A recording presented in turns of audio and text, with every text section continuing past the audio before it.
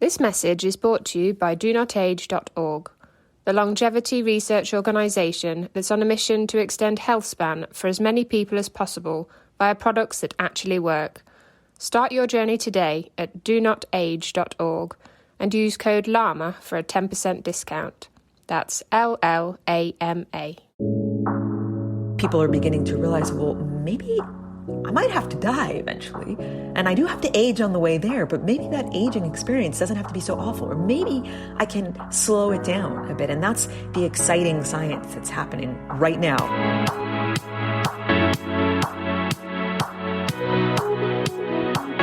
Hello again and welcome to the Live Long and Master Aging podcast. I'm Peter Bowes. This is where we explore the science and stories behind human longevity. Well, today we're going to talk about supplements, one of the most frequently raised topics in relation to longevity and healthy lifestyles.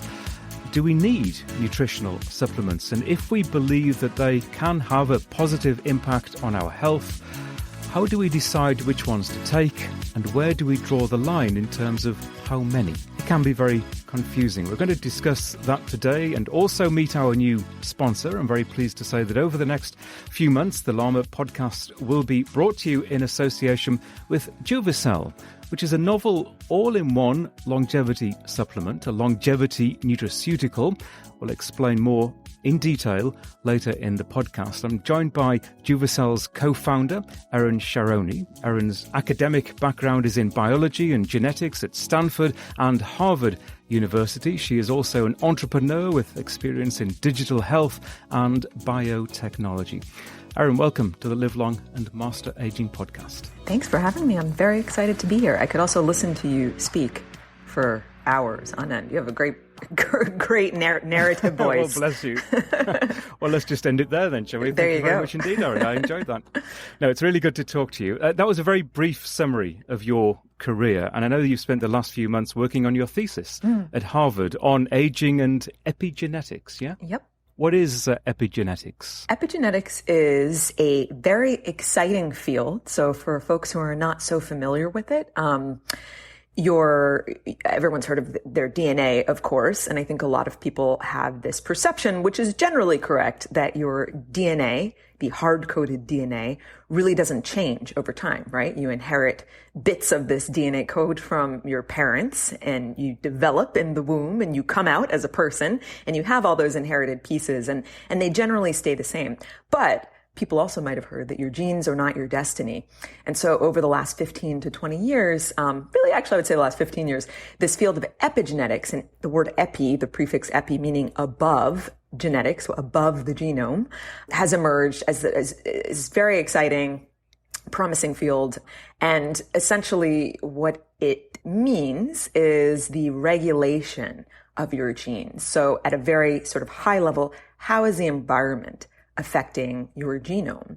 So this idea that your genes are not your destiny is true in most cases, because your genes express themselves, and we won't delve into the science of DNA transcription and translation. I'm sure many people have taken biology classes and might prefer to forget them. But essentially, in order for proteins in the body to be made, you have to express or transcribe and translate that DNA. And so this idea that there's an epigenome that's interacting with the environment, and by the environment, I mean both the external environment and the internal environment. So examples of that might be, what foods are you consuming, right? Another example of your external environment is your relationships. An example of the internal environment might be your microbiome, or even how stress is affecting your hormones, for instance, right? And so all of these things act upon the epigenome, so to speak. Again, I'm making a very crude sort of analogy here. And that is how the genes can be sometimes differentially expressed. And that's why it's also involved with aging. So as we age, there are changes to that epigenome over time. And that's something we can get into later in the podcast if you want or not. But this idea called the information theory of aging, which was set forth by David Sinclair, who's a renowned longevity geneticist at Harvard. And he put that idea in his book Lifespan that came out in 2019. I was very intrigued by it. And it is one theory, but I think it's a great theory. And it focuses on this idea of a loss of information in your epigenome over time as you age. And so that, in effect, is a result of and also drives aging. And so that is, in part, what my thesis is centered on. No, I think it's very interesting. I think it's also interesting from the perspective of people will often say that they've perhaps achieved a great age or they are a certain way as they get older because of their genes, which is, as we're increasingly understanding, is not always the case, that we're living long because of our genes. And maybe there might be certain aspects of our genome that helps us thrive for longer, but so many other environmental factors come into play, don't they? Exactly. So your genes can predispose you to certain conditions. Sure, some folks might be more likely to, end up with frailty in older years, or they might be more likely to become type 2 diabetics, for instance. But again, the key word is predisposition and likelihood, not a definite outcome. There are some highly penetrant genetic traits that, of course, if you're born with a specific mutation or, yes, you will have that disease and that is how that goes. But again, that's rare and that isn't generally what we're talking about when we're talking about, how do humans age and acquire disease, which is why so much of this can be mediated with simple interventions and by how you live your life. Now, just to jump away from the science briefly, you've had quite a varied career to date, haven't you? From, Wall Street to television, sport, as well as science and biology. What got you interested in aging? My obsession with the human body goes back to childhood. And I always joke that, I don't know, maybe perhaps to my parents' dismay or maybe not, I chose not to become a doctor, but that's always kind of what I thought that I would do. I actually, when I was a kid, wanted to be an obstetrician because I thought, well, what greater joy in this world than delivering babies? Surely everyone must always be happy. That was my naive thought as a kid. And so that was always kind of what I wanted to do. And I was just generally fascinated with the body, and with growth and how the body changes over time.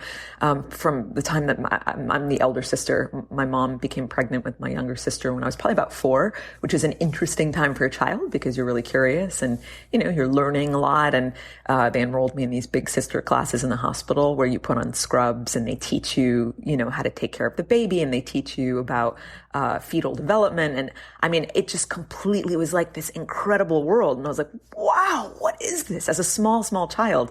And then I was an artist, pretty much, I guess, my whole life, which is what my undergraduate degree is in. And so my art always focused on anatomy and the human body and studying how those things work. So I say all that to say that, like, despite my career path, there was always this underlying passion for growth and development, and healing and understanding, how does the body work and how does it break and how are things born and how do things die, right? These were all of the central questions that I was always very curious about as a child. And so I think my pursuits later in life, one after the other, sort of led me to this point. Even working in sports television, I had hosted a podcast on CBS Sports called Live Like an Athlete.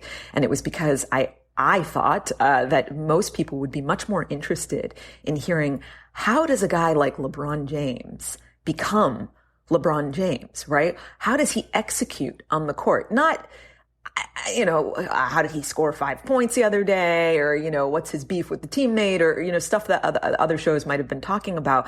It was less for me about the game and more about the individual athlete and understanding the tools and technologies and medicine and, all the therapies that went into making these elite athletes even more elite and sustaining their play. And so through that, I ended up connecting with some people who I then worked with for the ensuing 6 years in a digital health personalized nutrition company, who were working in part to optimize athletes' bodies, but also to optimize everyone's bodies. And so that got me going down this path, and that's where I am today. Yeah, not to digress too much, but in relation to athletes, I think it's interesting that oftentimes athletes will live and have a diet and have an exercise regime that is focused on being the athlete that they are, whatever their sport, whether it's running, baseball, boxing, football, that it's very narrow in some respects, that it's focused on optimum performance for what they do.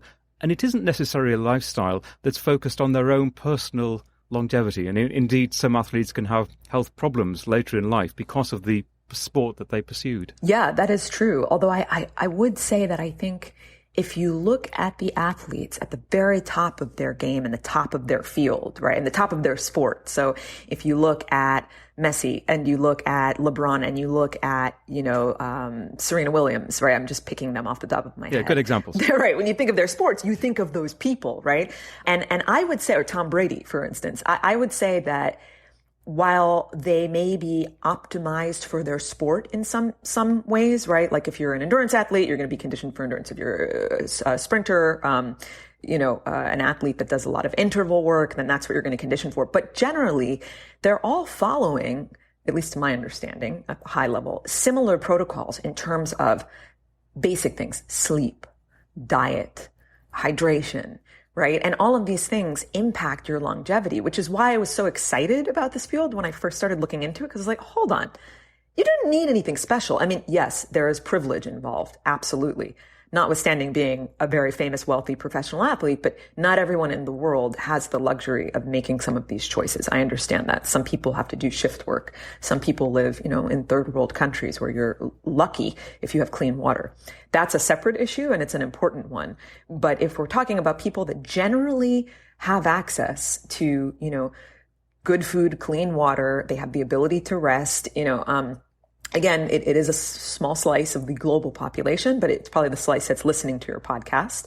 Then the thing that excited me was, we don't have to participate in the sick care model of healthcare, right? We don't have to wait for the body to break down, and we certainly don't have to look at it in a reductionist view of its component parts, which can be helpful when you're thinking about surgery or specific treatments. But if we really want to be healthy and we want to thrive, it's always the most basic things that we've heard about for years and years and years. And now we just have scientific tools to prove that stuff works. And that's what's exciting. It's fascinating you should say that, because really you've just predicted my next question, which is going to be all about the different pillars that go into living a long, healthy life. And you've mentioned some of them, the obvious ones: diet and exercise, mental health I always include in that, social connections, mindfulness, I think, in terms of how we rest and restore ourselves without any sort of physical exertion. But I think the overriding thought is that there's no one magic bullet, is there? It's a combination of all of these things.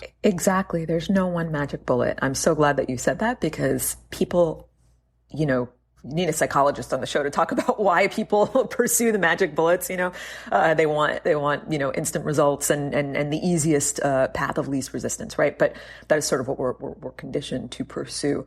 But yeah, it's a combination of factors. That's the truth. And it doesn't mean that you have to be perfect in every aspect. No one is.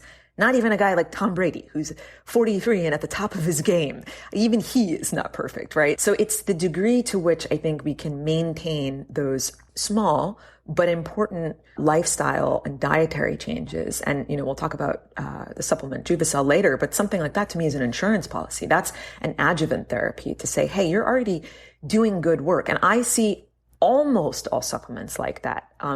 Some are, like vitamin C, vitamin D, you might need to take regularly, and that's something else. But it's again, this idea that it is supporting work that you're already doing, and it will not replace that work. And likewise, you can't, if you listen to a sleep scientist, Matthew Walker talks about this, you can't make up for the lost sleep. Just like, you can't expect to binge eat junk food for 5 days a week and then starve yourself for 2 days a week and have anything good happen to your body, right? There's no cheating the system, but this idea that there is a system to cheat, I think, is the fallacy here. That's the myth, because actually it's not that hard. Once you start to make better choices and you feel better and you look better and everything improves around you, why wouldn't you continue to make those choices? So yeah, you touched on some of them, but in terms of mediating longevity, I think really the most important one, at least scientifically, this is what we're talking about, evidence-backed, scientific studies have shown that fasting is probably one of the most important, if not the most important. Again, that's just where the science currently is. Things can always change. So I put that caveat out there because in 3 months, someone might say, oh, that's not true. Actually, a new article just came out that says something else. But today, that is true. And of course, that's science, isn't it? That things will always progress. And in terms of the momentum behind a certain intervention, whether it's fasting or something else, that there are going to be lows and highs in terms of the science and as to how positive these interventions can be. But I think you mentioned fasting. I think there is long-term evidence now that fasting regimes, and there are several, and fasting is an umbrella term for something that can be intermittent fasting, it can be periodic fasting, it could be fasting mimicking, the fasting mimicking diet that I've talked a lot about on this podcast. But I think there's certainly a lot of strong evidence that elements of fasting can be very good for us in the medium and long term. Yeah, I've had great success actually with the fasting mimicking diet, Walter Longo's work. I think it's phenomenal. I'm not here to plug him. I don't know him, but I have read all of his research, and I applied it to my own life, to solve some issues I was facing. And, anecdotally anyway, and I did test my biomarkers afterwards, it worked.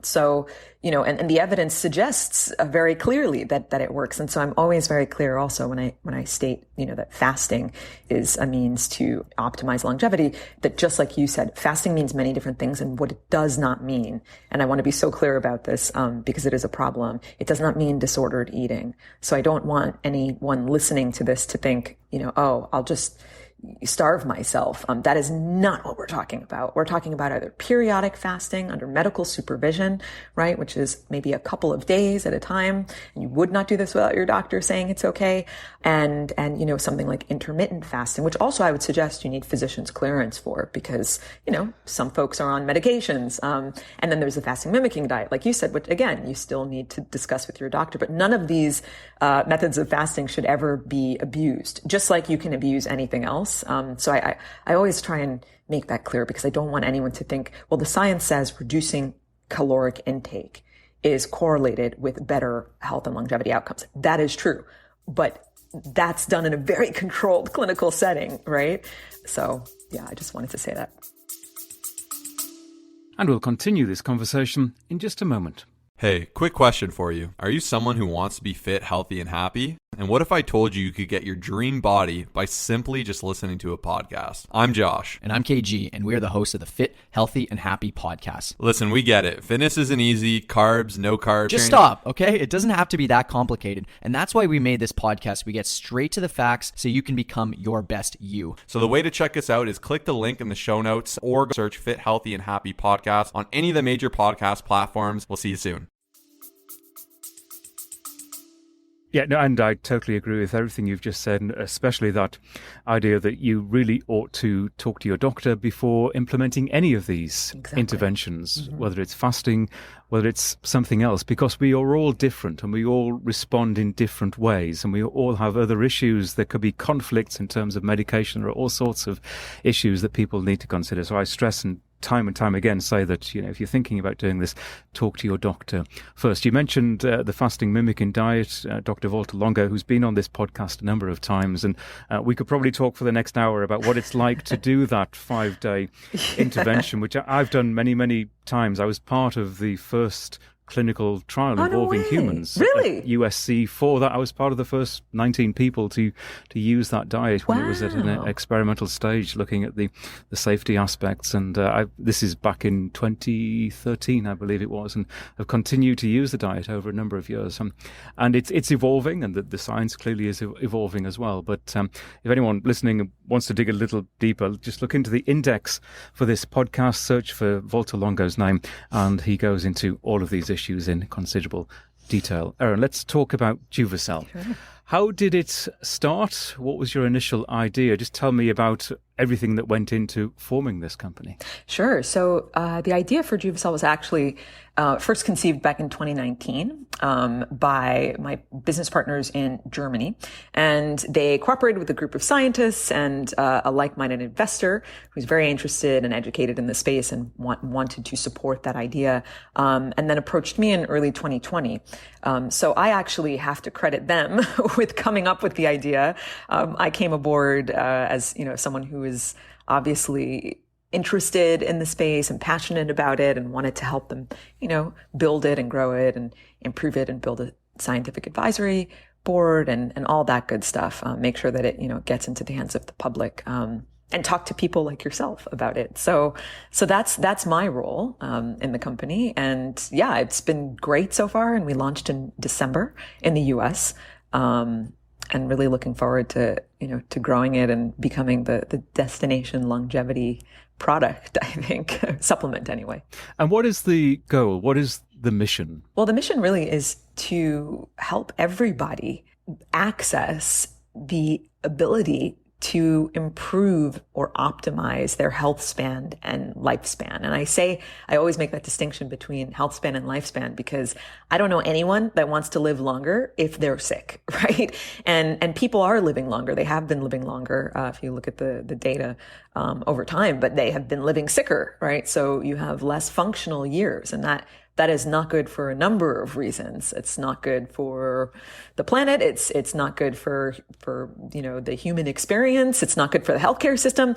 So I think that's really important, is that we are able to reach and educate people. So part of at least my goal is speaking with people like yourself, and getting the word out there. We have a lot of information on the website about each of the ingredients in the product, and as we grow, we're building it. We'll build out a blog and hopefully post lots of interviews like this one where we're talking in real language to real people about what they can do to support their longevity. I think that one of the first things, and this is what you're doing, is to make people aware that this is even an option, right? Because so many people you're born with the knowledge that you age and you die, right? And that it's inevitable. Life and in life, death and taxes are inevitable. So people really do abide by that. And I think now people are beginning to realize, well, maybe I might have to die eventually. And I do have to age on the way there, but maybe that aging experience doesn't have to be so awful. Or maybe I can slow it down a bit. And that's the exciting science that's happening right now in laboratories at various universities. That's the really thrilling stuff. And so, yeah, to answer your question, I guess that was a bit circuitous. I'm sorry. But my goal in working with JUVICELL is really to get people excited about the subject of longevity and to make them feel enabled, that there is something they can do about it, which, by the way, that goes for whether they use JUVICELL or not. I hope that they use the product to help support their already good choices. But if they don't want to use it for whatever reason, that's okay too. I just want to get the message out that there is an option and there is another way, and you don't have to age in this morose, miserable decline. That's just not something that has to happen. Yeah, I was talking about longevity as a guest on another podcast hosted by Anthony Scaramucci, who is probably better known in the world of politics. And he posed the question to me. He said, "Are you a supplement guy?" Which I think is one of those wide open questions. In other words, saying, do you believe in supplements? Right. And if you do, why do you take them? And my answer, and you've actually used this phrase, that essentially this is something that you use just in case. It's a backup. It's a fallback if you're not getting all of the vitamins and minerals perhaps that you would get from a diet. And let's face it, we don't all have a perfect diet. So you can't supplement for everything this is just my view, you can't supplement for everything that you need, because we do get a lot of it through our diets. But I think we need a backup plan as well, and that's where supplements come in. Do you agree? You and I are on the same page, Peter, about a lot, it sounds, but about that as well. Yes, I believe that as well. You can't, ideally, you could get everything from your diet, and that would really be a whole food plant-based diet, and that's another conversation, but that is what the science shows. However, that really means you've got to be eating very varied diet. You have to make sure that you have access to high quality fruits and vegetables and grains, right? And our food supply it's another episode. Our food supply is compromised. So even if you had the best intentions and you're eating as well as you can, I would still say that, a tomato today or collard greens today or whatever, are probably not necessarily as nutritious as what my parents ate, 50 years ago. That's not to say it's always the case. There's plenty of local farmers markets, and I'm not trying to make any specific statements here, but broadly speaking, most individuals, even if they have the best intentions in mind, aren't going to get all of the things that they need just from the food they put in their mouth. And this has been proven, right, in many, many, many epidemiological nutrition studies, even here in the first world, where you technically have access to everything that you could need, depending on, the income group that you're in. So again, that's another tangent. So let's talk about the different elements that go into JUVICELL, because this is more than just one. You might have in your kitchen cabinet a whole range of different supplements that are very focused and very individual, but here you're combining them together. Yeah, exactly. So the idea behind that was that, I'm assuming this may be true for the people listening to this podcast, since they're clued in and care about their health, that, we all buy various supplements. And so I had at any one time, you can't see it now, but a kitchen cabinet here stocked full of all these individual ingredients. And when it comes to the anti-aging ingredients, or the ingredients that we have included in JUVICELL, some of which are going to be very familiar to people, things like green tea extract and sulforaphane, turmeric, right? There are some that are more familiar to people than others. People tend to buy these separately. And so we thought, well, there's been a lot of research into the appropriate dosing, safety, and efficacy of these individual compounds.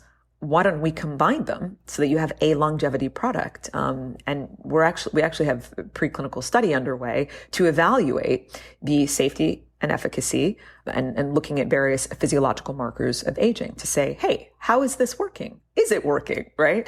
I think that that's really important, and it's something that a lot of supplement companies do not do because they're not required to. So as you know, that, means the industry does get a bad rap, and some of that bad rap is warranted, right? Because there is a lot of shadiness, but that's not the road that we are going down. We're saying, we want to ensure that the scientific findings that have been disclosed about each of these individual ingredients in the past can be replicated in a new study, really important, and that all of these ingredients combined together in these specific dosages, also will replicate those beneficial results. And that, again, I can't stress how important that is. And so we can get into some of the individual ingredients if you would like. Yeah, let's do that. And the one that leaps out to me perhaps as one of the most familiar is resveratrol, which I think a lot of people will immediately associate with red wine.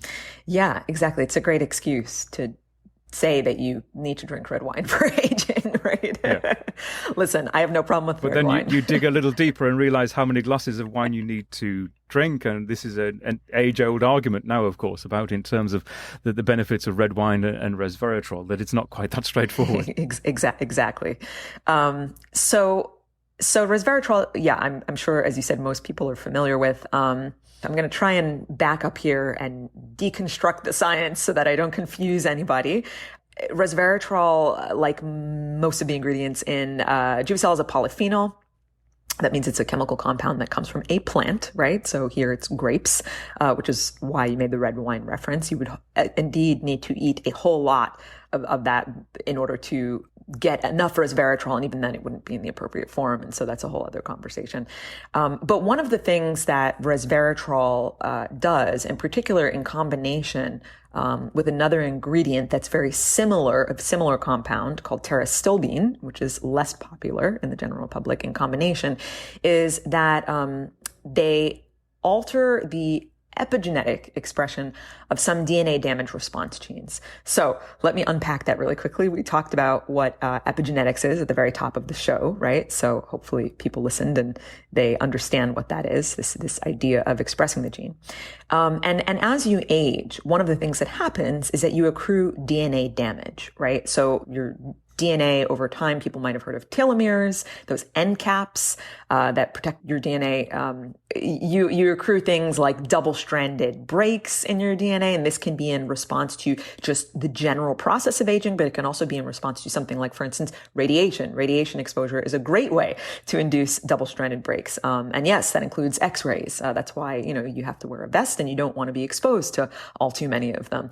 There's other ways to induce damage to the DNA as well, including, what you eat. For instance, if you're eating a very, very high fat, high animal protein diet, for instance, and you're clogging up your arteries and you're inducing lots of inflammation, well, guess what? That's not going to be great for preserving the integrity of your DNA, among other things. So again, I'm trying to keep this super high level. So what something like resveratrol has been shown to do, and in one case is specifically to affect the sirtuin-1 gene. We can talk about what sirtuins are. I think they're very interesting. But something like resveratrol is acting to alter the genetic expression of genes that are involved in aspects associated with longevity, such as the regulation of cellular health or maintaining cellular homeostasis, even things like inflammation balance and cell growth, your circadian rhythms, energy metabolism, stress resistance, neuronal function. So that's why that's so very important. And it's not just resveratrol that does that. There are other polyphenols that can activate these sirtuins. But that is, I hope, at a high enough level, what that is doing from a mechanistic perspective. Did I go too far, Pete? No, that was Okay. great. That was good. I think it's important that we understand the science that goes into this. And I think one question that people might be wondering is, when you have these different elements, is there potential conflict between what they are ultimately individually achieving, but when they're grouped together and taken together, is there a potential for conflict? I guess that's one of the things that your trials and research is looking into. Yep, as with anything, there's infinite potential and possibilities, right, for anything to occur. So yeah, that's exactly why we're testing it. Some of these compounds, as I mentioned, have been used in combination previously. For instance, like resveratrol and pterostilbene. There have been some studies, I know of at least two, suggesting that combining both of them actually elicits a beneficial effect. But to your point, yes, no one has taken all 10 ingredients and used them all at once. The expectation or the hypothesis is that, they would not elicit negative effects in combination. Might one cancel out some of the positive effect of another one? Potentially, but that's what we're looking to see. And so, yeah, I'm really glad you asked that because it's very important. And you mentioned pterostilbene. I think perhaps most recognizable with its association with blueberries in terms of being an antioxidant. Yeah, exactly. And so it has been shown in some studies, at least, to have similar effects in vivo as resveratrol. I should note that in the scientific literature anyway, it's a bit unclear whether it's the substances themselves or their metabolites that elicit the effect. And that is important to some degree, but that hasn't necessarily been elucidated yet. And there's some controversy about it, but the end result is ultimately the same. And pterostilbene also importantly has been found to induce autophagy and apoptosis. So that's important when you talk about or think about cellular damage, for instance. So autophagy is sort of like the cellular housekeeper of the body, if people aren't familiar with that term. We've talked a lot about autophagy. Okay, I usually liken it to essentially cells eating themselves and renewing and throwing out the old ones, throwing out the damaged ones. And it's a kind of way that the body renews itself and moves forward. Exactly. And apoptosis obviously is, cell death. And so not wanting certain cells to hang around, which would bring us to my favorite topic of senescence. Just delving into one of the other components, I think you mentioned turmeric, which of course people will know from cooking as a spice. And this is also one of the components of JUVICELL. Yeah, specifically curcumin, which is found in turmeric. So again, I think most folks are probably pretty familiar with that because now you can go to a local coffee shop and order a turmeric latte, and stain your fingers yellow or orange if you happen to get any of it on you or your clothes. Right. It's a very potent dye as well. But yeah, again, really, really strong anti-inflammatory effects. And I'm sure that most of your listeners are familiar with the effects of inflammation on the body. And of course, the role of inflammation in aging. In fact, there's a term called inflammaging, right? Because it is so important. So that's really the key role of the inclusion of curcumin in the product. And there's been many, many, many studies on that. And it's been around, obviously, for a very, very long time in human civilization, being used in various ways. And just rounding out our discussion from a few minutes ago on safety, clearly you are marketing. This product is on sale now. So you have got to the point where you believe, and there is evidence that obviously what you are selling to the public now, the combination of these different elements is safe. That is our expectation, as it is, I believe, with most supplement companies, or at least the ones that ethical and believe in what they're doing. And the reason that, that we feel that we can say that to some degree, again, with the caveat that we are running a preclinical study and that is really important, is because the formulation is based on including ingredients that have a plethora of research behind them already.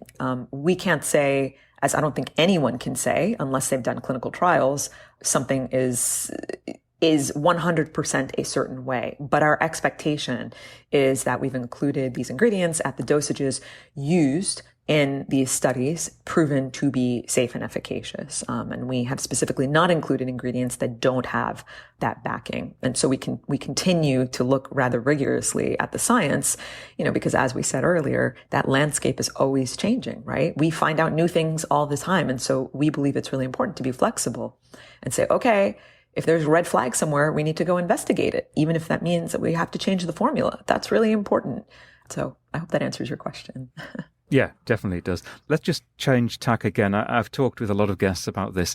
What we've all been through in the last 12 months or so, the COVID-19 pandemic, which isn't over. We're getting there. I think there is light at the end of the tunnel now, but it's made us all focus on our lifestyles and our everyday health and our health tomorrow, next month, next year, and perhaps in several decades' time. And seeing a positive coming out of the awful times that so many people have suffered, I think that is one of them, that we are at least more focused on what we can do every day to promote our health and perhaps promote our immunity as well, should inevitably another virus come along. And this really falls into everything that you've been talking about and looking ahead to our health span and how we can achieve a great health span. Yeah, thank you for bringing that up, because it really is important. And back to the point about, taking a holistic view of longevity. That means integrating all aspects of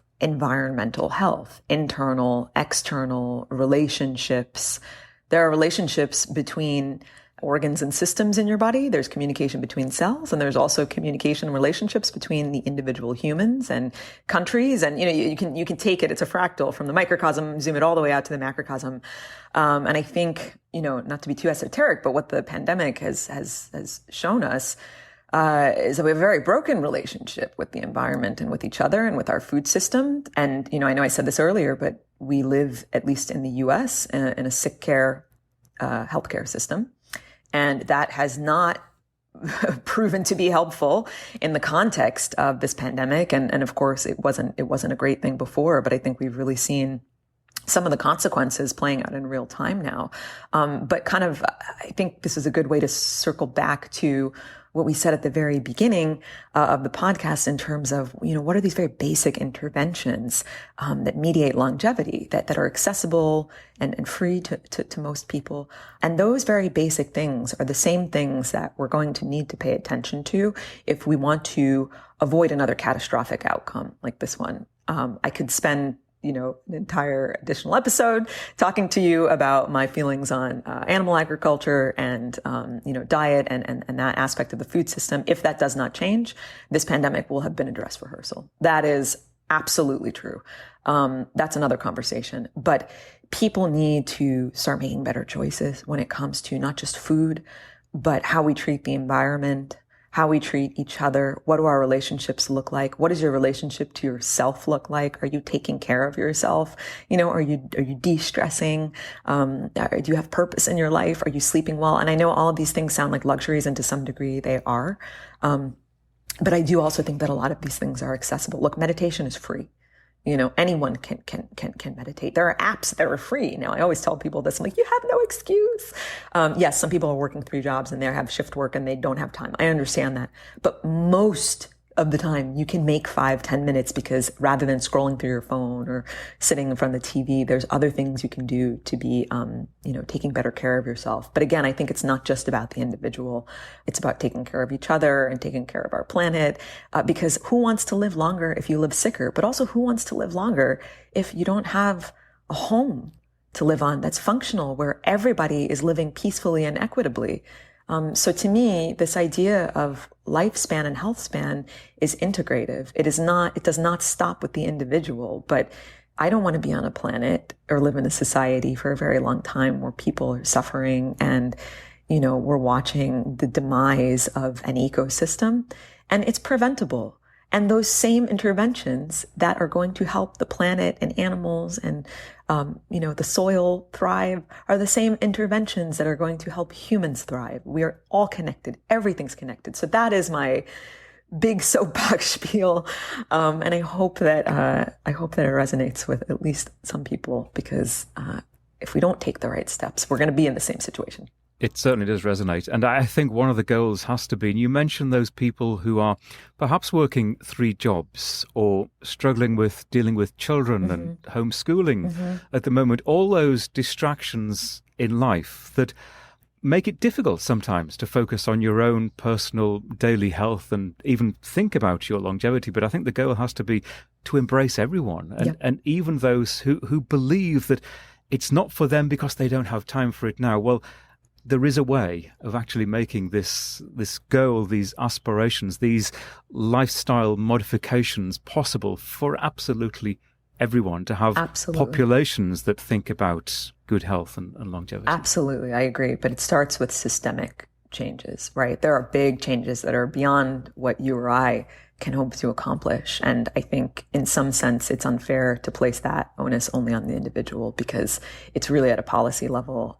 But people can ask for it. And so that's where our role comes in, right? But, to your point, if someone's working 3 jobs and they're still below the poverty line, which happens in the United States, they don't have support for their child because there's not good childcare, and they don't have universal health care, and there's no basic income. And right. I mean, these are all things that worsen longevity outcomes unequitably for certain people. And we all have to work to make sure that everyone has a fair chance to as much degree as we can, because we will all benefit. Even if you want to look at it selfishly, nothing is separate. So I think that's a lesson of 2020 for me anyway. Yeah, it's a great lesson. And just coming back to the point you just made, the levels of poverty and deprivation because of this virus right now are absolutely shocking across America. To see people in a queue, in a line in downtown Los Angeles waiting to be given paper bags with food in, which we're seeing at a mass level at the moment, is really quite shocking. So there's a tremendous amount of work to do. Just in closing, considering all the knowledge that you have about this and about diet and exercise, meditation, sleep, clearly you are incredibly well versed in all of this. I'm curious, as you live your life and as you maybe aspire yourself to have a great health span, what are the components that you've learned about that you apply to yourself on a daily basis? And clearly from what you've said so far, there are a lot. I know you have been eating a plant-based diet for a long time. You put sleep high on that pyramid of things that we need to think about. But are there some things that come to mind that perhaps you've realise and acknowledge that might help with your own personal health span? Sure. Well, I would say, again, we're not perfect and we all try. And also the old adage of like the shoemakers, children have no shoes or something, it's like, yeah. I can tell you all about the science, but sometimes I'm so busy that I don't have time to apply it to my own life. But no, I do. We talked about fasting mimicking diet a bit. Walter Longo is one of my heroes. If you ever have him back, tell him how much I love him because I think his work is incredible. So yeah, I do that. I do intermittent fasting. For me, the biggest thing is, again, the intermittent fasting and or fasting mimicking diet and having adopted a whole foods plant-based diet. For me, those are the two biggest, most impactful things. Sleep, I wish I slept more and slept better, but I do not. I will tell everyone why it's important, but I haven't practiced that. And I also meditate. So many years ago, I was fortunate enough to be trained in transcendental meditation. When I was working for Ray Dalio at Bridgewater, he very kindly paid for any employee who was interested in it, which was a really lovely gesture and also a prudent one as a leader, because it's been proven that people who meditate are more productive and happier. And so, yeah, I've used that for many, many years. I don't do it every single day. I wish I did, but I do it as frequently as I can. And it's a tool that I always default to. And of course, I take JUVICELL. There you go. We've come full circle. Erin, we could continue this for a long time, but I think should draw this to a close now. It's been fascinating to talk to you. Likewise. Thank you very much indeed. Thank you. And if you'd like to read more about Erin's work and JUVICELL, the website is juvicell.com. That's JUVICELL.com. I'll put the details and a transcript of this interview into the show notes for this episode of the podcast. You'll find them at the Live Long and Master Aging website. That's LLAMApodcast.com, LLAMA podcast.com. The LLAMA podcast is a HealthSpan media production. If you enjoy what we do, you can rate and review us at Apple Podcasts. You can follow us in social media at LLAMA Podcast and direct message me at Peter Bowes. Please take care. Continue to wear a mask, social distance, get the vaccine when you can, and many thanks for listening.